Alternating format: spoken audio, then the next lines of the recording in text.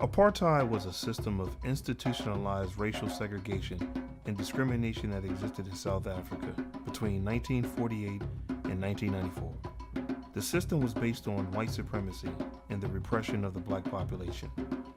Despite the end of the official legislation in 1991, apartheid laws still remained in effect.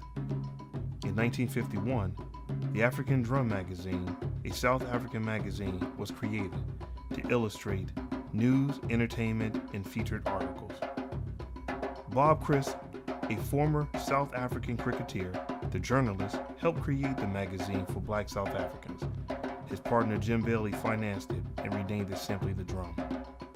Jürgen Schottenberg, born in Berlin, Germany, moved to South Africa in 1950 and joined Drum magazine as the official photographer and layout artist. Henry Zumola, better known as Mr. Drum, was a pioneer and South African investigative journalist under the apartheid. Daniel Themba was a South African short story writer. After moving to Sophiatown, he tried his hand in short story writing. Themba entered the first short story contest of the Drum, and he won. Todd Matashikaza was a South African jazz pianist, composer, and journalist. In 1952, he asked to join Drum magazine as one of the first writers together with Henry Azumula. He wrote the jazz column covering the township scene, in particular in Sophiatown. Nate Nakasa, South African journalist and short story writer. After his reporting attracted the attention of Sylvester Stein of the Drum magazine, he joined the magazine in 1957. And the other journalist writings at the Drum was influenced by the suppression of the Communist Act of 1950. And he had to show the effects of the apartheid indirectly on black lives without condemning it directly, in fear of being banned from practicing journalism.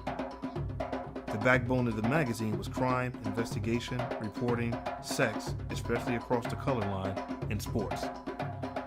Featured people such as Steve Biko, Kwame Nkrumah, and Nelson Mandela was oftentimes shown on some of the magazines.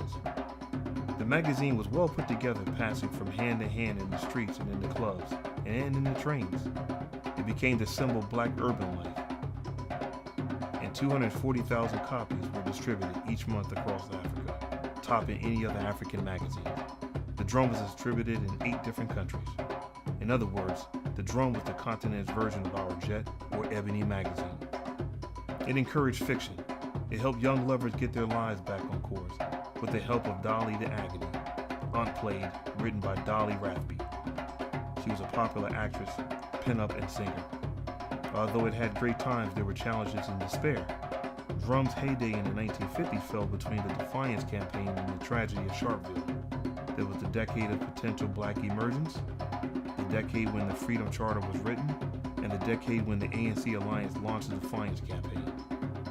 Also, because of the immovable force of the apartheid, the promise and dreams turned into frustration and deeper despair.